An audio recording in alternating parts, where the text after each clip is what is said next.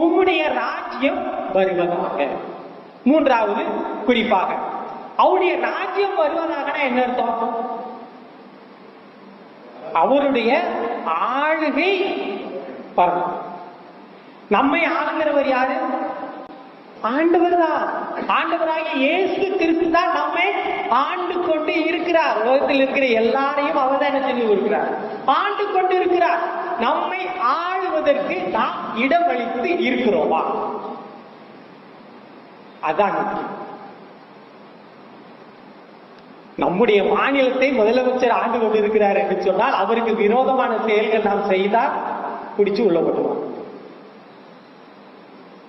அப்ப நம்முடைய வாழ்க்கையை ஆண்டவர் ஆளுகை செய்து கொண்டிருக்கிறார் என்று சொன்னால் அவருக்கு பிரியமில்லாதை நாம் செய்து கொண்டிருப்போம் என்று சொன்னால் நாம் எப்படி இருப்போம்?